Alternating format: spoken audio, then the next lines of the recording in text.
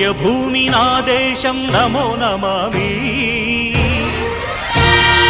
ధన్యభూమి నా దేశం సదా స్మరామి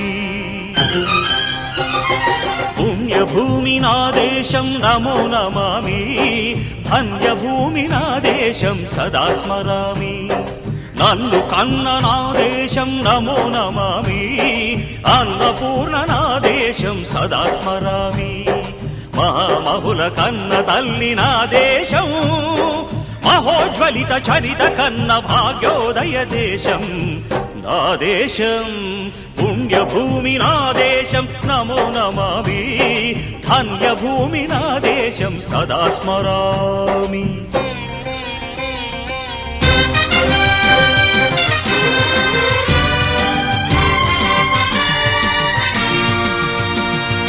అదిగో ఛత్రపతి ధ్వజమెత్తిన ప్రజాపతి మతోన్మాద శక్తులు చురకత్తులు ఝళిపిస్తే మానవతుల మాంగల్యం మంట గలుపుతుంటే ఆ క్షుద్ర రాజకీయానికి రుద్రనేత్రుడై లేచి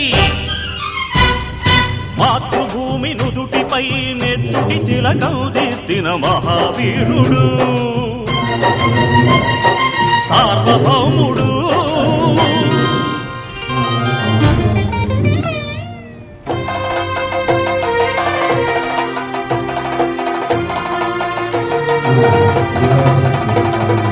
అడుగో హరిభయంకరుడు కట్ట బ్రహ్మనా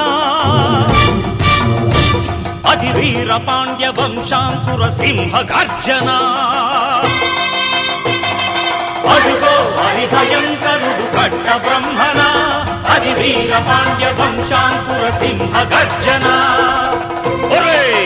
ఎందుకు కట్టాలి రచిస్తూ నారు పోసావా నీరు పెట్టావా కోత కోసావా కుప్పనూర్చావా ఒరే తల్ల కుక్క కష్టజీవుల ముఖ్య మెతుకులు తిని బతికే నీకు శిస్తందు కట్టాలరా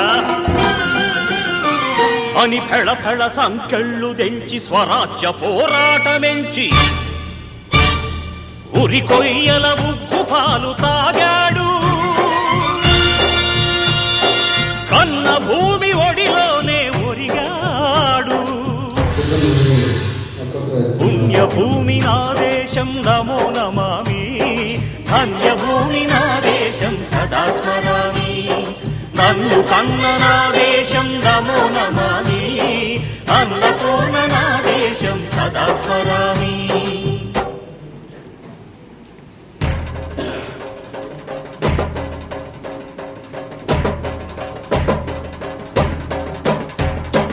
అదిగదిగో అదిగదిగో ఆకాశం భళ్ళున తెల్లారి వస్తున్నాడదిగో మన అగ్గి పిడుగు అల్లూరి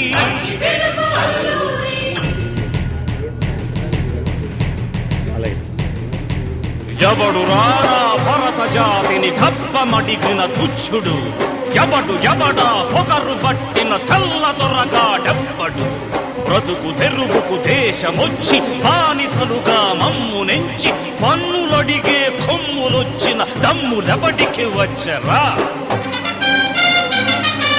బడుగు జీవులు భగ్గుమంటే ఉడుకు నెత్తురు ఉప్పెనైతే ఆ చంద్ర నిప్పుల గండ్ర గొడ్డలి పన్ను గడతది చూడరా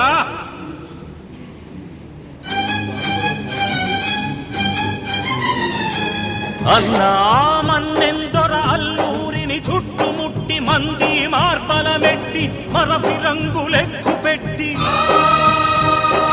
100 గుళ్ళు ఒక్కసారి పేల్చితే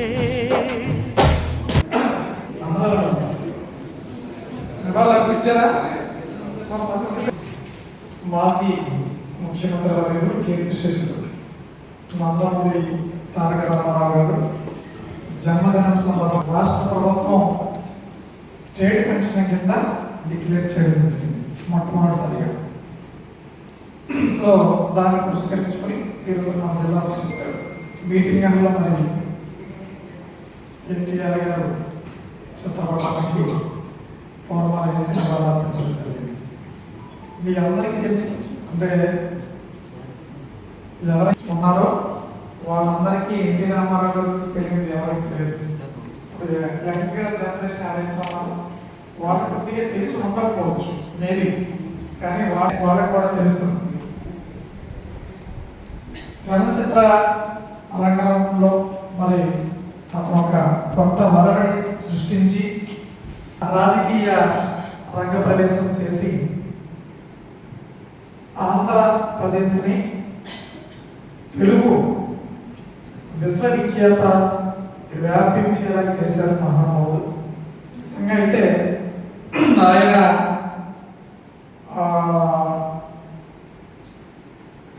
ముఖ్యమంత్రిగా చేసేటప్పుడు చాలా పాలనా సంస్కరణలు చేశారు. అందులో భాగంగానే మండల పరిషత్లు ఏర్పడ్డాయి. 1983లో పార్టీ స్థాపించి 9 నెలల లోపలలోనే ప్రభుత్వం ఏర్పరిచి 1986లో చట్టం చేశారు. 87 నుంచి ఇంప్లిమెంటేషన్ అయింది అనుకుంటాం మండల పరిషత్. యాక్చువల్గా మీకు తెలుసు, ఈ రోజున మండల పరిషత్తులు ఏర్పడిన తర్వాత ప్రజలకు దగ్గరగా మండల కేంద్రాలు వెళ్ళడం జరిగింది. చాలా వరకు ప్రజలకు ఉపయోగకరంగానే ఉంది. కొన్ని విషయాల్లో ఈ సంస్కరణ చేయడం వల్ల అప్పుడున్న సిస్టము దేశవ్యాప్తంగా ఒక సిస్టమ్ ఉంటే మన దగ్గర ఒక సిస్టమ్ ఉండడం అన్నది జరిగింది. కానీ అది చాలా చాలా ఉపయోగపడింది, సక్సెస్ కూడా అయింది. అటువంటి నమస్కారం తెలియజేసుకుంటున్నాను. ఈరోజు సార్ చెప్పినట్టు రాష్ట్ర ప్రభుత్వం రాష్ట్ర పక్షంగా చేయమని చెప్పేసి చెప్పడం జరిగింది. ఆ సందర్భంగా కార్యక్రమం ఏర్పాటు చేసుకోవడం జరిగింది. అయితే సార్ చెప్పినట్టు పరిపాలనా సంస్కరణలు చాలా సాహసోపేతంగా తీసుకున్నారు ఆ రోజుల్లో. ఏంటంటే మరి రెవెన్యూలో ఎంతో అవినీతిపరమైనటువంటి వ్యవస్థ ఉండేది కర్ణాలంశీలు. ఆ వ్యవస్థని ఒక్క కలంపోటుతో వాళ్ళు రద్దు చేశారు. ఆ తర్వాత మరి ప్రజలకి పరిపాలన చాలా దగ్గరగా ఉండాలని ఉద్దేశంతో మండల వ్యవస్థ తీసుకొచ్చారు. అప్పుడు కూడా చాలా రకాల కామెంట్స్ రావడం జరిగింది. తర్వాత మరి ఎన్నో 4-5 మండలాలు దాటుకొచ్చి ఒక బ్లాక్ ఆఫీస్కి వస్తే అక్కడ అధికారులు ఉంటే అది పని అలాంటి పరిస్థితుల్లో కాకుండా ఇప్పుడు మండల వ్యవస్థ తీసుకొచ్చి ప్రజలకు చాలా దగ్గర చేశారు పరిపాలన వ్యవస్థని. అంతేకాదు మరి ₹2 కిలో బియ్యంతో చాలా ఫేమస్ అయ్యారు సార్ ఎన్టీఆర్ గారు. పేద ప్రజలకు, ముఖ్యంగా పేద ప్రజలకు ఏంటి కావాలో దాన్ని వారు ఎన్ని అడ్డంకులు వచ్చినా సరే ఆర్థిక వ్యవస్థ బాగుందా లేకపోతే ఆయన డెసిషన్ తీసుకుంటే ఖచ్చితంగా దాన్ని అమలు చేసే పరిస్థితి ఉండేది. అప్పుడున్న నాయకులు కూడా వారిని మరి నిర్ణయం తీసుకుంటే ఇక మొండివాడు ఇక్కడ మారడం చెప్పేసి అని వారి తాలూక స్కీమ్ ప్రతిదాన్ని కూడా అమలు చేసినటువంటి పరిస్థితి ఏర్పడింది. అయితే మనం మన సంఘం తరఫున సార్ లాస్ట్ 10 years బ్యాక్ యాక్చువల్గా ఇది నేను కుర్మారావు ఉన్నప్పుడు ఈ ప్రతిపాదన చేశాను. ఏది ఎన్టీఆర్ గారి జన్మదినాన్ని అంటే అక్కడ ఉన్న ఎమ్మెల్యేస్ ఆ రోజు మన మీటింగ్ వల్లనే చేయాలని చెప్పేసినప్పుడు అప్పుడు చెప్పడం జరిగింది సార్. దాని కుర్మరావు కూడా కొంచెం కాన్ఫరెన్స్లో ఇదే కార్యక్రమం పార్టిసిపేట్ చేస్తున్నారు. ఆయన చాలా హ్యాపీ ఫీల్ అవుతారు. ఆయన ఈ అప్పుడు ఆయన కలగపూడి దగ్గర మాట్లాడి దాన్ని రాష్ట్ర స్థాయికి తీసుకెళ్ళడం జరిగింది. కాకపోతే మరి 10 years పట్టింది అది రావడానికి. ఆ రకంగా మరి ఈ కార్యక్రమంలో మన సంఘం తాలూకా పాత్ర కూడా ఉందని చెప్పేసి నేను తెలియజేసుకుంటున్నాను. మరి నటుడిగా ఎన్నో ఉన్నత శిఖరాలు అధిరోహించారు. ఎన్నెన్ని మంచి సినిమాలు అండి, బొబ్బులిపులి కానీ అంటే కొత్త వాళ్ళు తెలియకపోవచ్చు కానీ పాత వాళ్ళు ఎన్టీఆర్ ఏ రకమైన డ్రెస్సులు వేస్తే ఏ రకమైన హెయిర్ స్టైల్ ఉంటే అదే రకమైన హెయిర్ స్టైల్ మెయింటైన్ చేయడం అలా అంతా చక్కగా అంటే ఫాలో అయ్యారు. అంతేకాదు మరి భారతదేశంలో తెలుగు వారికి ఒక గుర్తింపు తీసుకొచ్చారు. గతంలో మమ్మల్ని మద్రాసీలు అనేవి తప్పించి తెలుగు వారు అనేవి కాదు. అలాంటి పరిస్థితిలో మరి తెలుగు వారికి మంచి గుర్తింపు తెచ్చినటువంటి మహానుభావుడు వారికి మరి సందర్భంగా నివాళులు అర్పిస్తున్నాం. ఓ పాట పాడు ఈ సందర్భంగా పాడు.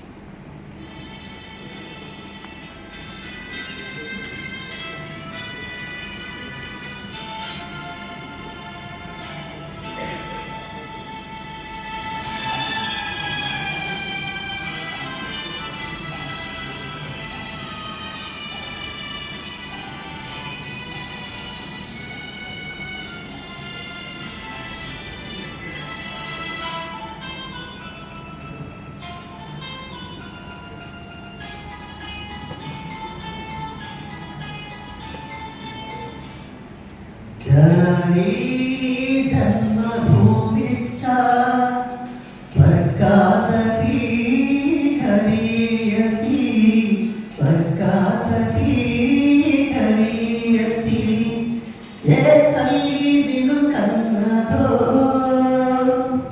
ये तल्ली निनु कन्नदो आ వందే మాతరం వందే మాతరం వందే మాతరం అన్నది ఆకాశం.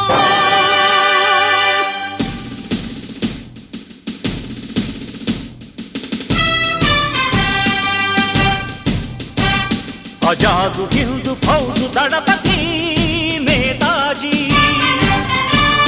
అఖండ భరత జాతి కన్న మరో శివాజీ